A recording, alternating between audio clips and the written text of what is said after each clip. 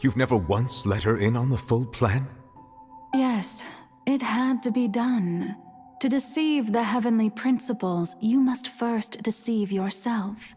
She did very well. If she had let her resolve falter even once in these 5 centuries, Fontaine would have been doomed to the most tragic fate. It seems that trusting humanity was the right decision after all. I believe that I understand how your deception works, but that is only half the truth, is it not? How would you build on this foundation to save the people of Fontaine? That is the most important thing. Ah, good. Of course, the Iudex of Fontaine has pinpointed the crux of the issue. I'm sure you've long sensed that the Oratrice is no simple machine, yes? I've always suspected that it had its own consciousness, and Lenny did mention that he heard a human voice within the core chamber. It now seems that that person was you, hidden within the machine all along. Am I right? And then I became one with the Oratrice, taking Fontaine's gnosis with me. Yes, it would seem so, wouldn't it? Alas, your understanding of this device still lacks sufficient depth. In truth, it is no enactor of justice. It is, in fact, a device created to kill the god of justice. I beg your pardon? Oh, you have it. And to be more precise, not only will the Oratrice take down the god of justice, it will also take down the divine throne upon which she has been placed.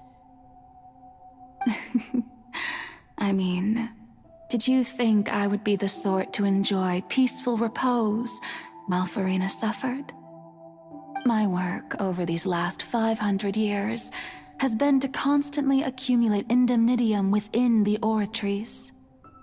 But really, some have already discovered that only a small fraction of the energy generated by the device was ever used to provide power to Fontaine. The vast majority had to be, accumulated to enact this death sentence. It was all a part of your plan, then? Both the trial and the sentence? Indeed. This power, accrued over 5 centuries, could have sustained Fontainians for millennia had it only been used for that purpose. Almost all of it has now been stored within the Oratrice. But only power of this magnitude could hope to destroy the Hydro Archon's divine throne, shaking the rules established by Celestia and breaking through the institution that is the Seven. So the Oratrice's call for death was for neither Farina nor Focalor, but for the Hydro Archon. The destruction of that divine throne. If I do not misunderstand your intent, you must be... returning what's rightfully yours to you, of course. In other words, this was all done to return the authority of the Hydro Archon to the Hydro Dragon of this planet. But...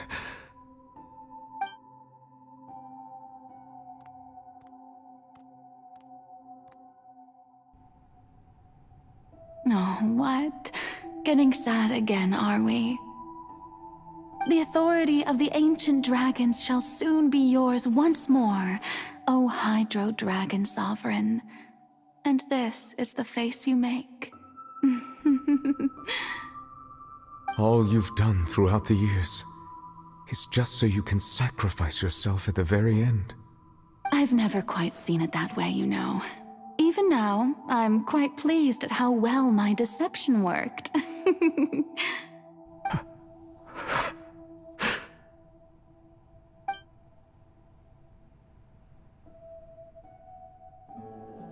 Hydro Dragon,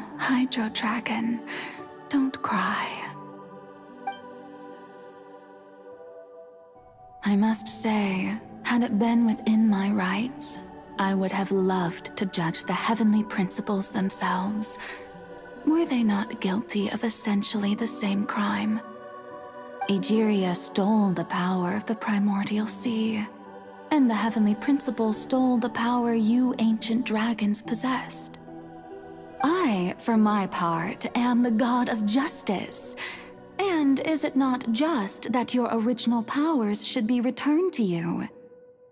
Speaking of justice, I have always believed that justice lies in the process of pursuing human existence itself.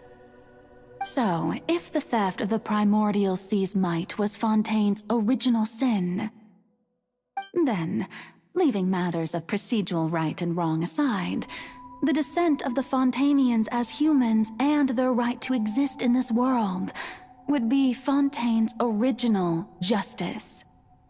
In other words, existence was Egeria's justice, and to me, justice is the continuation of that existence. Defying the prophecy and ensuring that Fontaine's people shall live on, that should be the justice enthroned over all others. At this point, we, whether it be myself or all other Fontainians, have shouldered the burden of this sin for far too long. Iudex Neuvillette, the highest judge in our land, when you regain your full power as an elemental sovereign, what verdict shall you pass upon us? So when I was invited to the court of Fontaine to serve as Iudex, I see now that that was your idea too. At last, I now understand the true purpose behind this position. In the beginning, I was uninterested in human existence. But these 5 centuries of living alongside them have gradually brought about mutual understanding between us. And I have even attempted to feel as they feel. You are a devious one, Focalors. Things being as they are, surely you know that I could never declare them to be guilty.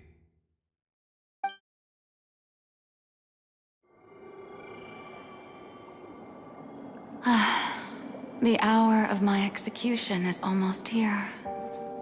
For the sinner, the curtain call has come. I know I may not sound it, but faced with death, I find myself a little afraid. Perhaps this is one thing both gods and humans have in common.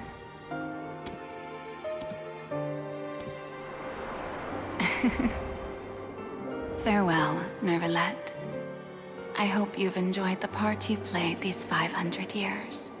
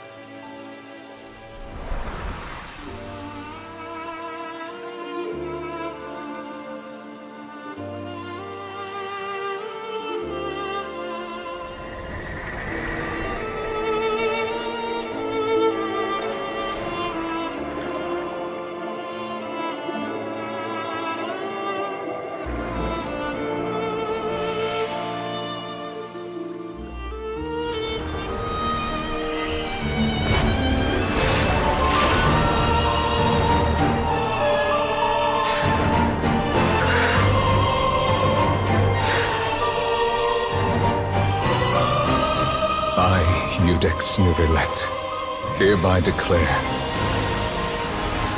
People of Fontaine, your sins are forgiven.